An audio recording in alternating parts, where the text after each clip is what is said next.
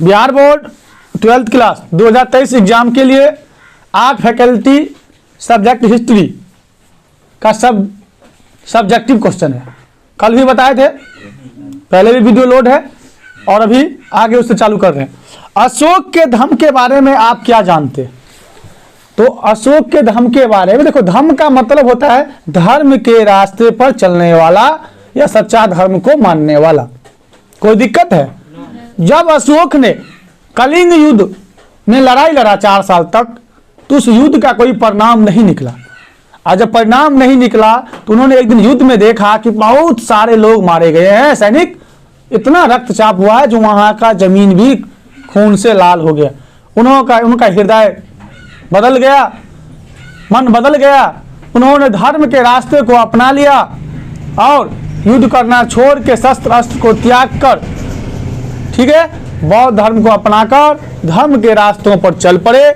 उन्होंने धर्म के प्रचार के लिए अनेक प्रकार की योजनाएं बनाए, हर जगह घूमे, शिलालेख बनाए, सपूत का निर्माण कराए, ठीक है, अपने बेटी और बेटा को श्रीलंका भेजे। समझ रहा है बात?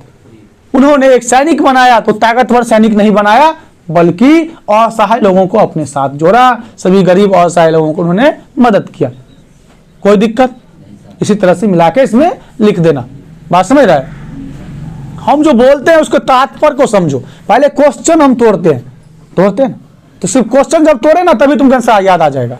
ये चीज है, क्वेश्चन में क्या बोल रहा है याद नहीं करना, क्वेश्चन में क्या बोल रहा है वो चीज को देखना है, ठीक है। अब आधा वीडियो ना देख लो, देखो तो पूरा वीडियो देखो, तब पूरा समझ आएगा। इन्हें हल्का सुन लिया तो उसमें कुछ नहीं है, तुम समझा उस वीडियो में कुछ नहीं है, लेकिन पूरा जाओ अंत तक, तब पता चलेगा तुम्हारा हिस्ट्री क्लियर सब्जेक्टिव। अब अगला क्वेश्चन है तुम्हारा, समुद्रगुप्त को नेपोलियन से तुलना क्यों की जाती है? 2 कारण बताएं। एक, समुद्रगुप्त को नेपोलियन से तुलना क्यों की जाती है, 2 कारण बताएं। अगर किसी को हल्का याद है तो हमको बता सकता है। गुप्तकालीन समाज एक आदर्श समाज था और दूसरा उसने सबको को हराया था और राष्ट्र का। अब इसका डिटेल सुनो। विसेंट स्मिथ महोदय ने समुद्रगुप्त को दिग्विजयों को देखते हुए, यानी उनकी जीतों को देखते हुए, उनके योद्धा शक्ति को देखते हुए उनकी तुलना फ्रांस के सम्राट नेपोलियन बोनापार्ट से की। वस्तुतः उनका तुलना सही है, वस्तुतः उनकी तुलना सही है, मगर यहाँ कालांतर है। चूंकि समुद्रगुप्त का काल 350 से 375 ईस्वी है और नेपोलियन से 14 वर्ष पूर्व का है, अतः उन्हें कहना चाहिए कि नेपोलियन यूरोप का समुद्रगुप्त है। ठीक है, बात समझ रहा है? दोनों के काल में अंतर है। कोई दिक्कत है इसमें? सिंपल भाषा में मिला के लिख देगी ना। आगे चलो, आगे जो क्वेश्चन दिया है, गुप्त काल को प्राचीन भारत का स्वर्ण युग क्यों कहा जाता है? गुप्त काल को प्राचीन भारत का स्वर्ण युग क्यों कहा जाता है? किसी को याद है? यह क्वेश्चन तो लाखों में हीरा है।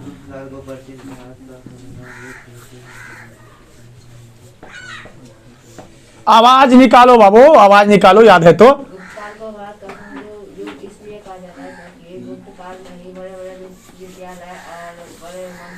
ठीक है, सुनो, अगर इस बार फर्स्ट नहीं किया ना तो तुम्हारी डिक्शनरी में फर्स्ट शब्द नहीं होगा।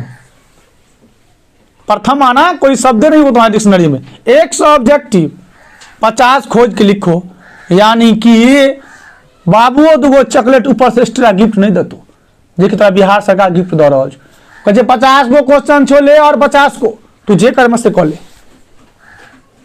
30 में 15 सब्जेक्ट लिखना पड़ेगा, बोलता है 15 को तुमको लिखना, 30 को फ्री छोलो ले, जे चॉकलेट पसंद पड़ो स्वाद खा खाली फेंक ली, तो निक तक खा लिया। बात समझ रहे हैं ना? तो गुप्त काल को स्वर्ण इसीलिए कहा जाता है, इसका कुछ पॉइंट दिया हुआ है। जो पहला पॉइंट है, गुप्तकालीन समाज एक आदर्श समाज था और सभी मिलजुल के रहते थे। पहला छोटा छोटा पॉइंट करके लिखना। दूसरा दिया है गुप्त राजाओं ने शकों को हराया और एक राष्ट्रीय साम्राज्य की स्थापना की। गुप्त राजाओं ने शकों को हराया और एक राष्ट्रीय साम्राज्य की स्थापना की। व्यापार और वाणिज्य के क्षेत्र में भी वो बहुत उन्नत थे। ठीक है। ललित कलाएं और मूर्ति कला, स्थापित कला का भी उदाहरण उनके काल में देखने को मिलता है। शिक्षा के क्षेत्र में बात करें तो उस समय बहुत बड़े तक्षशिला, सारनाथ, नालंदा के विश्वविद्यालय में शिक्षा के लिए अन्य देशों से, बड़े बड़े देशों से, बड़े दूर दूर से लोग आया करते शिक्षा ग्रहण करने के लिए। शिक्षा उस समय का महत्वपूर्ण केंद्र था। उनके समय में महान ज्योतिषी और गणितज्ञ धर्मवीर और आर्यभट्ट भी इसी काल में हुए थे। समझ रहे बात। कालिदास, विशाखदत्त, हरिसेन, भारवी और अमर सिंह इसी युग में थे। यानी कि यह युग सच में ही स्वर्ण युग है। अपने समय में स्वर्ण युग था।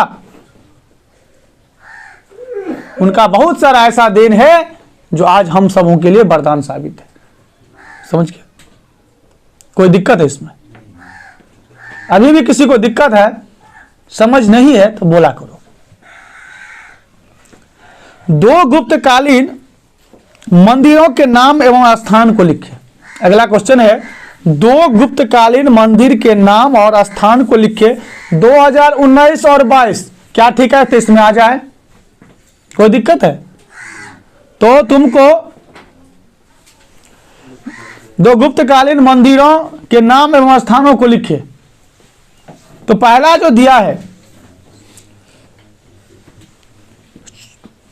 कला एवं स्थापत्य कला की दृष्टि से गुप्त काल 600 से 1200 ईस्वी भी अद्वितीय थी। यानी कि उस समय भी अद्वितीय रहा, वो भी बहुत वर्चस्व था उस समय तक।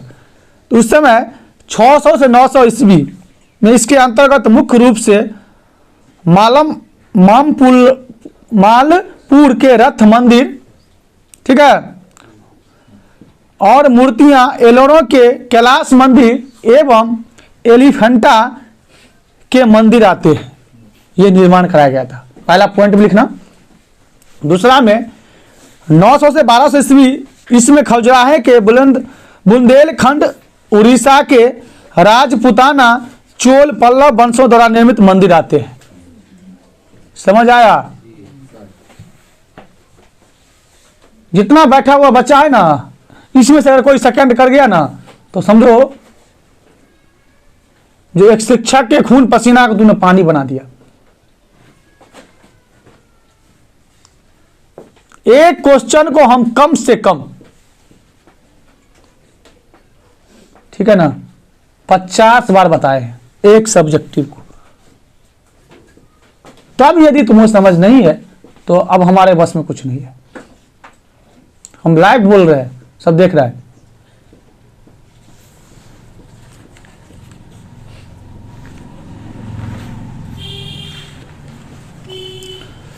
त्रिपिटक कितने हैं और उनके नाम और विशेषता को लिखे। त्रिपिटक कितने हैं और उनके नाम और विशेषता को लिखे। त्रिपिटक कितने हैं और उनके नाम और विशेषता को लिखे। बोलो।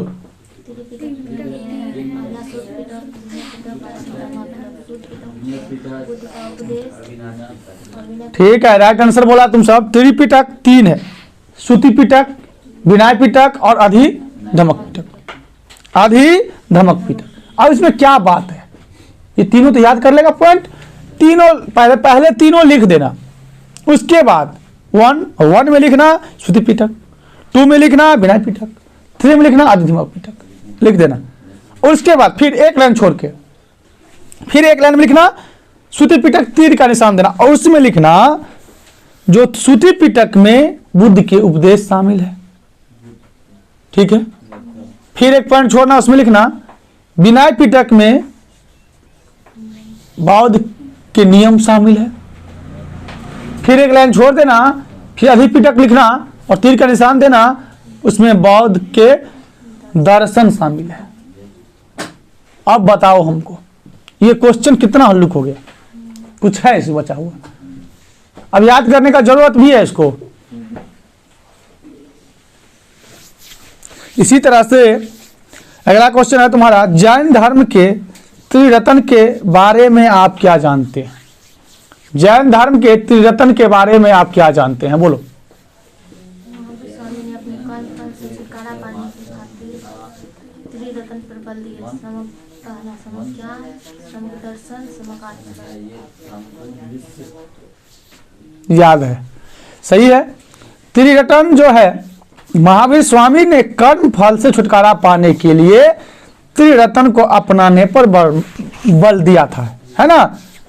इसका नियम है, पहला है समज्ञान, जो 3 गो है त्रिरत्न। पहला है समज्ञान, तो समज्ञान में जो दिया हुआ है सच्चा एवं पूर्ण ज्ञान का होना आवश्यक है। समज्ञान का मतलब जाना, सच्चा और सही ज्ञान तो पूर्ण होना चाहिए। दूसरा है समक्य दर्शन, सत्य में विश्वास एवं यथार्थ ज्ञान के प्रति श्रद्धा ही समक्य दर्शन है। यानी कि सच्चा, सत्य में विश्वास एवं सत्यार्थ के ज्ञान, यानी किसी के प्रति श्रद्धा रखना ही समक्य दर्शन है। ठीक है।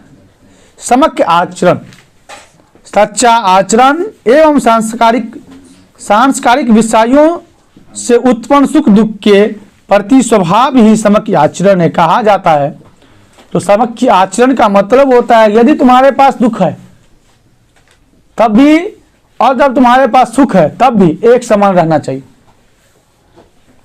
तुम्हारे पास यदि सुख है तो उतावला नहीं होना चाहिए, तुम्हारे पास दुख है तो रोता ही नहीं रहना चाहिए। बात समझ रहे? आया समझ? कोई दिक्कत है? बोलो किसी को।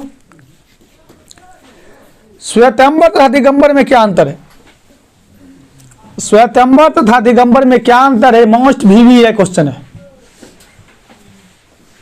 किसी को याद है? जो श्वेत वस्त्र धारण करते हैं वो श्वेतांबर और हाँ बोलो, हल्का हल्का बोलो, कोई बात नहीं, बोलो।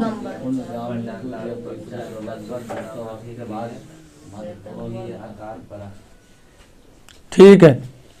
महावीर स्वामी की 468 ईसा पूर्व मृत्यु के पश्चात लगभग 200 वर्ष के बाद मगध में भीषण अकाल पड़ा।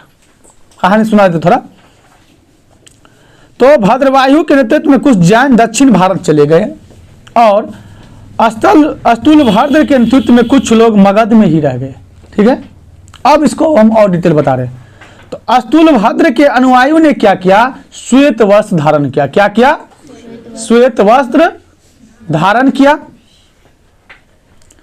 कुछ उदार एवं साधुवाद हो गए, समझ गया ना। वे पारसनाथ के अनुयायी थे। श्वेत वस्त्र धारण करने के कारण उसे हम श्वेतांबर कहते हैं, यानी कि उसमें वो श्वेतांबर कहलाए, जिसे अब हम क्या जानते हैं? श्वेतांबर के नाम से। ठीक है।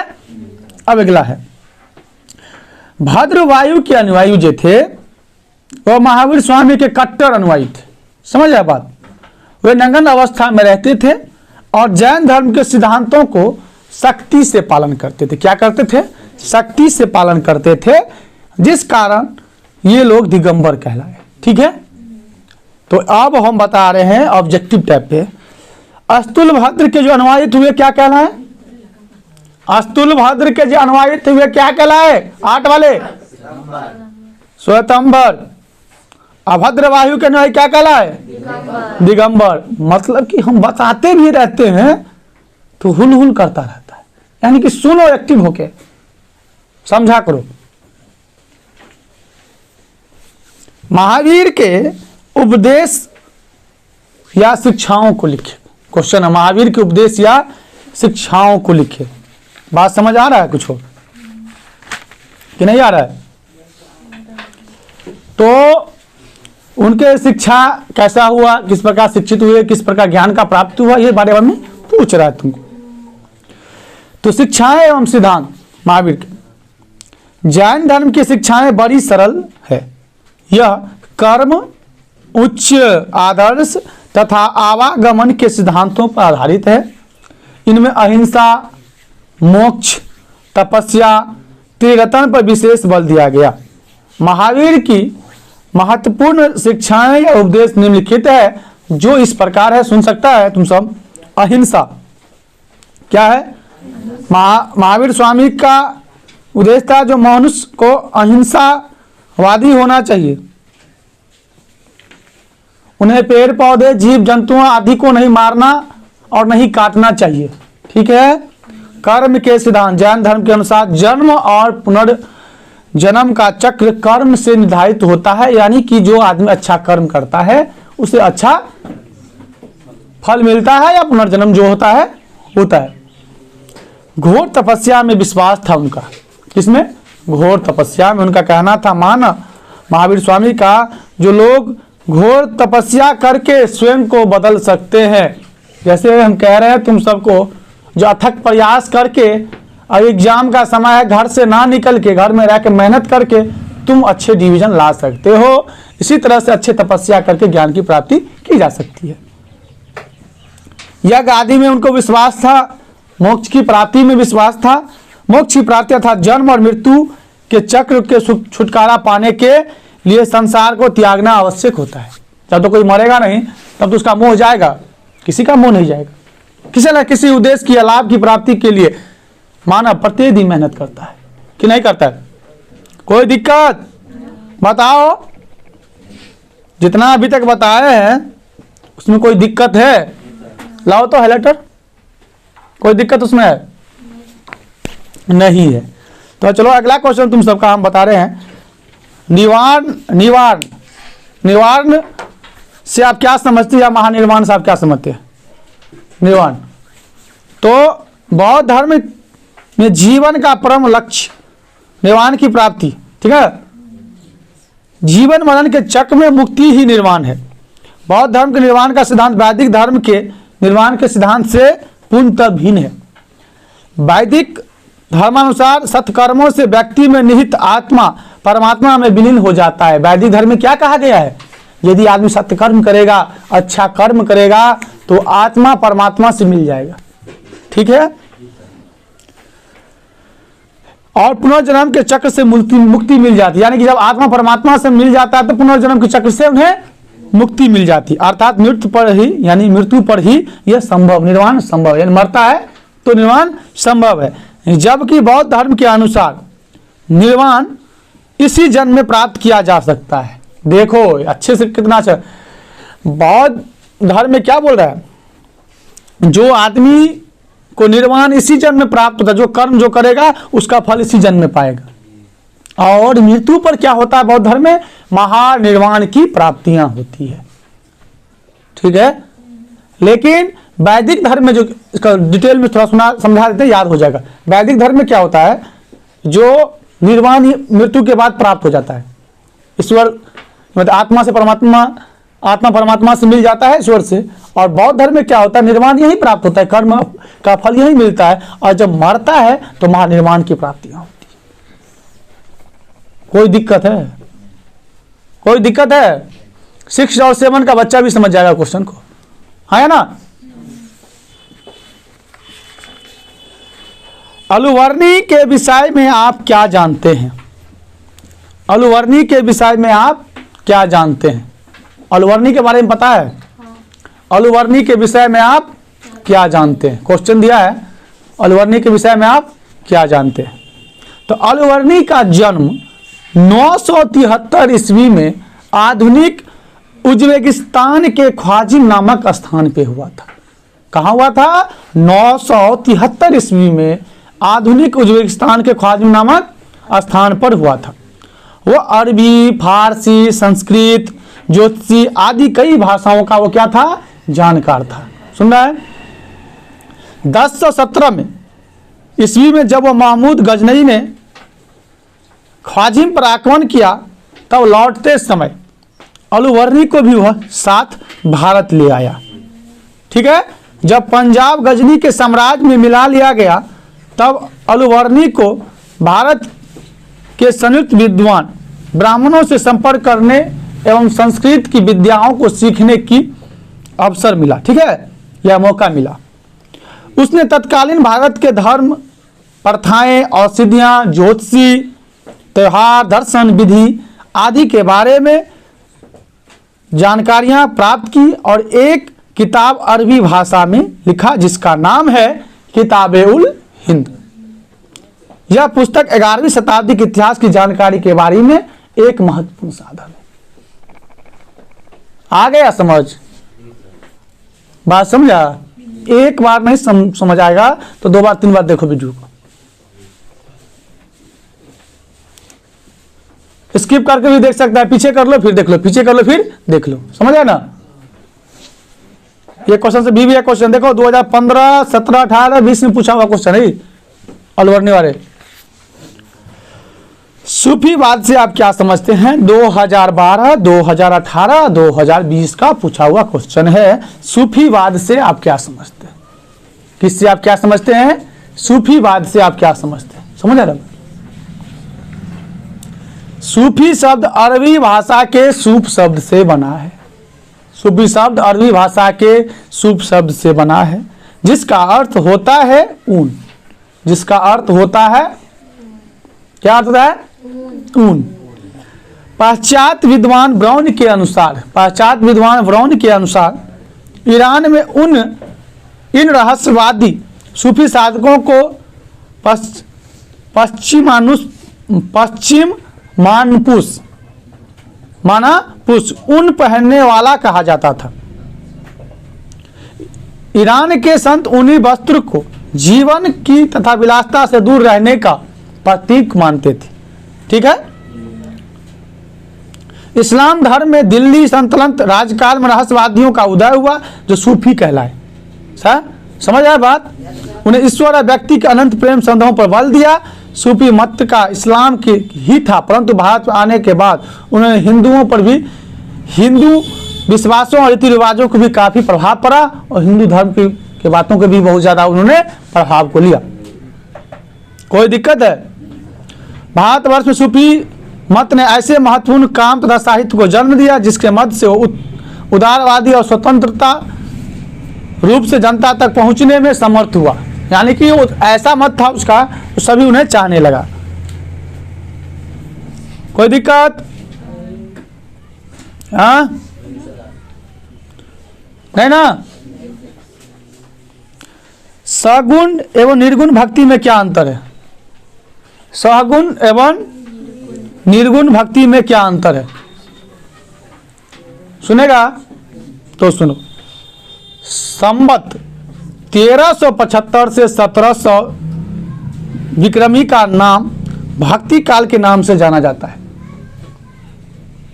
जिसे 2 धाराओं में विभक्त किया गया।